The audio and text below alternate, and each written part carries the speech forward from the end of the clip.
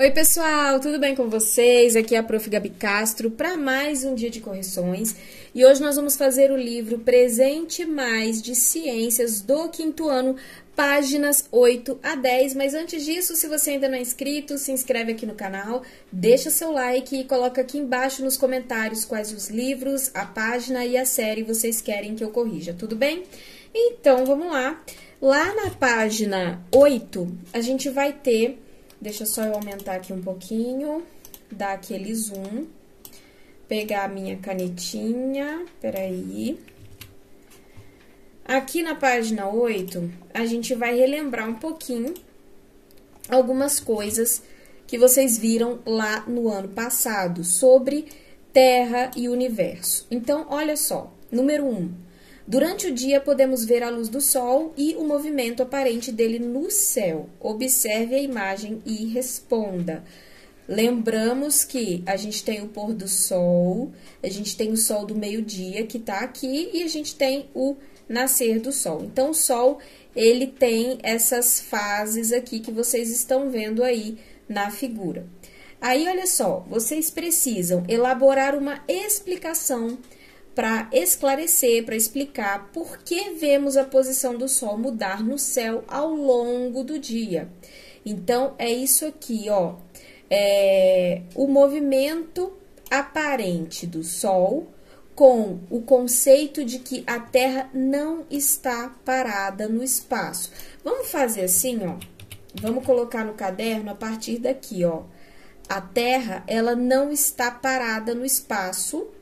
E ainda, você pode nomear o movimento de rotação da Terra, tá? Então, por que o Sol tem essas posições aqui? Porque a Terra está sempre girando, tá? A Terra, ela não está parada, ela está sempre girando. Então, conforme ela vai girando, nós vamos vendo o Sol de várias posições diferentes. É a mesma coisa quando você está viajando no carro ou no ônibus. O carro está em movimento. Então, você vê as coisas que estão lá fora em diferentes posições. De repente, você passa de carro, você vê uma árvore e quando o carro está mais longe, a árvore parece que mudou de posição, mas na verdade ela não mudou, ela continua ali, só que como o carro está em movimento, você vê os objetos que estão lá fora de várias posições diferentes. E isso acontece aqui também, por quê? Por causa da rotação da Terra, tá? Então, a Terra está sempre girando, por isso a gente vê o Sol se movimentar assim desse jeito, tá? Então, parece que o Sol está se movimentando. Aí, na letra B, se você concorda, se você acorda cedo todas as manhãs por causa da claridade do Sol que atravessa a janela, para que lado do horizonte está a janela?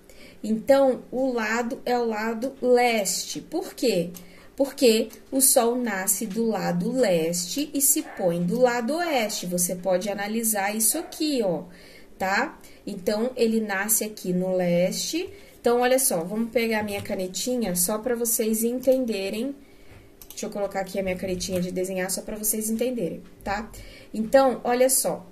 Opa. Aí. Então, olha só, o Sol, ele vai nascer aqui, ó, lado leste, colocar o L aqui. Então, ele sempre nasce no leste e ele vai se opor no oeste, tá? Então, quando você acorda de manhã, o Sol está nascendo, ele sempre vai nascer aqui no leste e no finalzinho da tarde, ele vai se opor do lado oposto, ele vai se pôr do lado oposto, tá? Então, é do lado oeste. Beleza? Deixa só eu voltar aqui com a canetinha de grifar, para vocês não confundirem. Tá. Número 2. Essas imagens representam o céu visto de um mesmo lugar em horários diferentes. Então, aqui na letra A, a gente tem essa imagem, que é o céu durante o momento mais claro do dia. E aqui, a gente tem na letra B, o céu durante a noite. Então, olha só. Que corpos celestes você identifica nas imagens A e nas imagens B? Muito fácil. Na letra A, se é de dia, você vai ver o Sol. E na letra B, na imagem B, né? Deixa eu só grifar isso aqui, ó. Imagem A, você vai ver o Sol. Na imagem B, tá de noite, então você vai ver a Lua. Muito fácil. E as estrelas, né, que também são corpos celestes. Letra B, que movimento da Terra é responsável por essa diferença? É o movimento de rotação, tá? Então, rotação é quando a Terra... Lembra assim, ó, quer ver? Vou fazer um macete para você nunca mais esquecer o que é rotação, tá? Então, ó, acompanha aqui comigo. Vou até dar um zoom, hein? Vou dar um zoom grandão para você entender, para você enxergar aqui, ó. A palavra rotação, ela não começa com ró? Então, você lembra que rotação é a Terra rodar, tá? Então, pensa nisso aqui, ó. Rotação, rodar. Então, sempre que a gente pensa em rotação, a gente pensa que a Terra está rodando, tá? A Terra está girando, tá? Então, pensa desse jeito, que daí você vai gravar isso aí que eu tô te falando. Deixa eu voltar aqui pra minha canetinha de destaque. Tá, beleza. Letra C, qual é a fase da Lua que é representada na imagem B? Então, quais são as outras fases da Lua que você conhece? Então, olha só, a fase da Lua que tá ali, ó, é a Lua cheia, tá? Se a gente for aqui, voltar aqui, ó, você vai ver que a Lua tá completamente aparecendo. Se tivesse só a metade da Lua, por exemplo, ela não seria Lua cheia, mas aqui ela está completamente aparente, ela tá totalmente redonda, dá pra ver ela todinha. Sempre que a gente consegue enxergar a Lua todinha e não apenas pedaços da Lua, nós concluímos que se trata da Lua cheia, tá? E a gente tem várias outras fases também, tá? Então, a gente tem a fase minguante, a fase crescente, tá? A fase nova, tá? Então, tem o quarto crescente, que geralmente as pessoas chamam só de crescente, tá? Mas pode colocar aí, ó, quarto crescente, peraí, deixa eu só fazer assim, a nova e a cheia, tá? Então, você vai colocar aí no seu caderno que se trata da lua cheia e que você também conhece aí a minguante, a crescente e a lua nova. Na letra D, por que a lua fica inteira visível em algumas noites e em outras noites a gente só consegue ver um pedacinho dela? Então, é isso aqui, ó, é porque a lua, assim como a Terra, ela é iluminada pelo Sol. Então, você sabe, a lua, ela não tem luz própria. Ela aparece a luz dela, a gente vê a luz da lua porque ela é iluminada pelo Sol.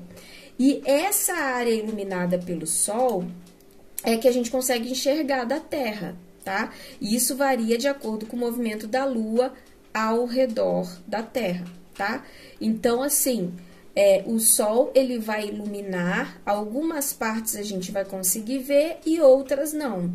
Vai ter dia que a gente vai conseguir ver todas as partes e vai ter dia que não, tá? Vai depender muito da questão do movimento que a Lua está fazendo, tá? Se ela estiver se movimentando mais pertinho ali, a gente consegue ver ela toda iluminada. E dependendo do movimento que ela fizer, a gente vai ver só algumas partes iluminadas. Tudo bem?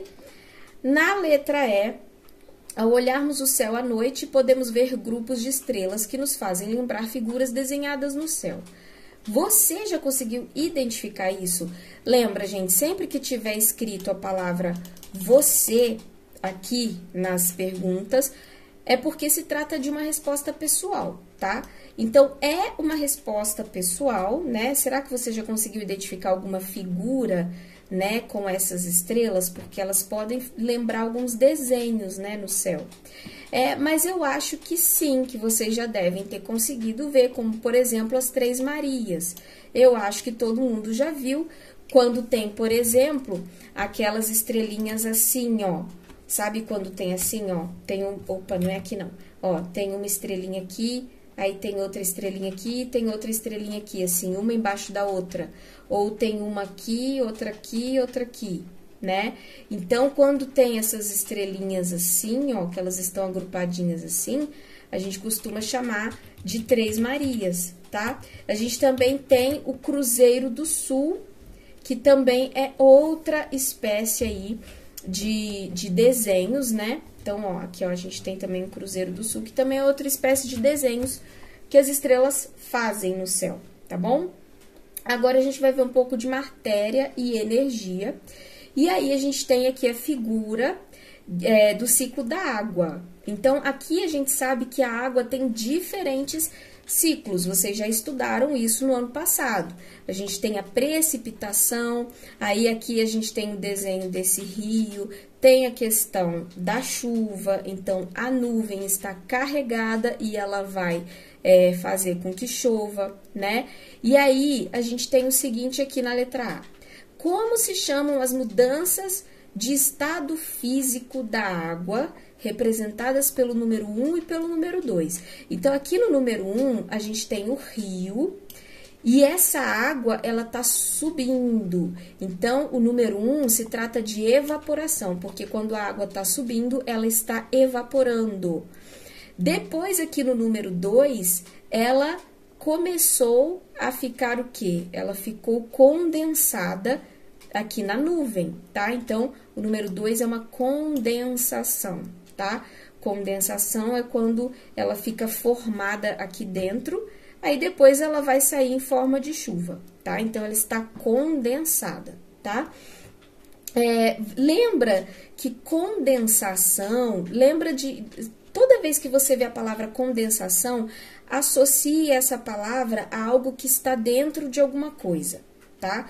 É algo que tá apertadinho ali dentro de alguma coisa. Então, a água, ela evaporou aqui e ela ficou condensada, ela ficou, pensa assim, a grosso modo, não é isso, mas para você gravar, para você ter um macete aí para você gravar, para você fixar, lembra assim, ó, pensa que a água, ela tá toda apertadinha aqui dentro da nuvem. Então, ela está dentro da nuvem, ela está condensada. Pensa mais ou menos assim, a grosso modo, só para você conseguir gravar melhor, tá? O que é condensação? É igual leite condensado, tá? Ele tá condensado lá dentro da lata, tá? Então, pensa mais ou menos assim, mais ou menos para você só ter um macete. Isso daí é um macete, é um jeito divertido, mais ou menos, né? De você conseguir gravar isso daí para você não esquecer, principalmente na hora da prova, tá? Na letra B, qual que é a importância do ciclo da água para os seres vivos? É muito fácil, vocês já estudaram ano passado, né? Que a partir daqui que você vai colocar no seu caderno, lembra, início de frase, letra maiúscula. Então, os seres vivos, eles necessitam de água para viver, tá? Fica um dia sem tomar banho, fica um dia sem beber água, fica um dia sem... Porque, olha só, até para cozinhar a gente precisa da água. Então, os seres vivos, eles necessitam da água para viver. E, ó, não é os seres humanos, é todos os seres vivos. Então, não somos só nós, seres humanos, pessoas que precisamos de água. Todos os seres vivos, incluindo as plantas, tá? Então, por meio desse ciclo, a quantidade de água se mantém igual na Terra. Então, a gente precisa ter esse ciclo da água, sempre precisa ter o ciclo da água, tá? Então, a água tá no rio, ela evapora, sobe pro céu, se condensa na nuvem, aí chove, né? Aí essa chuva enche o rio novamente, tem a precipitação, que é quando a água volta aqui para o rio, e aí fica rodando isso daqui toda a vida. Então, é isso que está falando aqui, é por isso que a água se mantém igual na Terra, porque ao mesmo tempo que ela evapora, ela volta para o rio de novo, e assim a gente tem o ciclo da água, por isso que chama ciclo, que fica rodando aqui em forma de círculo mesmo, né? Fica rodando toda a vida, ó. Sai do rio, vai para o céu, volta, tem a precipitação, volta para o rio, evapora de novo, tem a condensação e assim vai, tá? Aqui, letra C. Algumas pessoas coletam água da chuva em suas moradias para reutilizá-la no dia a dia, mas não utilizam essa água para beber. E por que que isso acontece? Porque, gente, a água da chuva, ela pode conter impurezas e geralmente ela tem muitas impurezas e ela deve ser tratada para o consumo humano. Então, você encher um balde com água da chuva para lavar a calçada, você pode. Agora, você pegar a água da chuva e beber não é legal, porque a água da chuva tem muitas impurezas. Na maioria das vezes, ela vem carregada de várias impurezas que é impróprio para a gente beber. Então, não pode. Lá na letra D, dê exemplos de reutilização da água proveniente da chuva.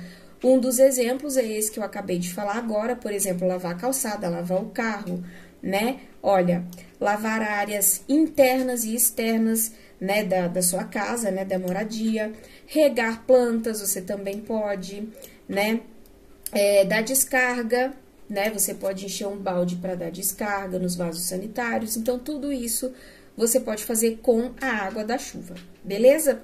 Vamos lá, então, para a última página. Agora aqui, ó, a gente vai falar um pouco sobre o lixo. Então, o lixo é um dos grandes problemas da poluição. Vocês sabem disso. As pessoas jogam lixo no chão, as pessoas são bem porquinhas. Então, o lixo, ele é um problema para quê? Para o ambiente. Isso aí vocês já sabem.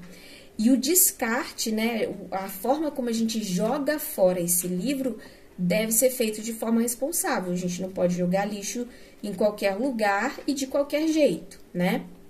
Então, olha só, o que você definiria como lixo? Então, o que é lixo? O lixo, gente, é tudo que é... Opa, peraí. Ó, é tudo que é descartado. A minha canetinha sempre faz isso. Deixa eu tentar aqui de novo, ó. Vou tentar aqui de novo, ó. Tudo que é descartado pode ser considerado lixo, tá? Vou fazer assim porque a minha canetinha hoje tá meio rebelde. Então, tudo que é descartado pode ser considerado lixo.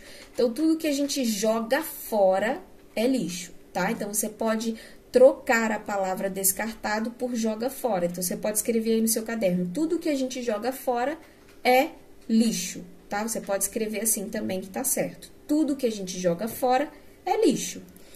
Letra B, a gente vai marcar com X as atitudes que contribuem para a redução. Como que a gente pode fazer para reduzir o lixo?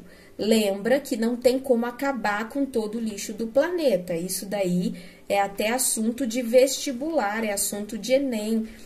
Muitos pesquisadores e cientistas, eles pensam numa forma de redução de lixo, porque quanto mais lixo a gente tem, menos qualidade de vida a gente tem no planeta. Os animais morrem com muita facilidade, então a gente precisa reduzir isso. Como que a gente pode reduzir? A gente pode reciclar. Então, peraí, deixa eu voltar aqui. Gente, a minha canetinha, agora ela grifou tudo, ó. Agora ela grifou tudo, é um horror. Ó, então, peraí, deixa eu colocar aqui de novo. Ó, e aqui, ó, tá? Então, deixa eu aumentar aqui, porque o zoom ficou meio ruim. Aqui já deu. Então, a gente pode reciclar, tá? E reutilizar materiais. E a gente pode utilizar os restos de alimentos para produção de adubo. Então, olha só, como que a gente recicla? Reciclagem é diferente de reutilizar, tá? Então, por exemplo, se eu pegar uma garrafa PET, uma garrafa de 2 litros de refrigerante, cortar ela no meio, aí eu vou enfeitar ela todinha e vou colocar os meus lápis em cima da mesa ali para fazer um porta-lápis, eu estou reutilizando aquilo. Isso não é reciclagem.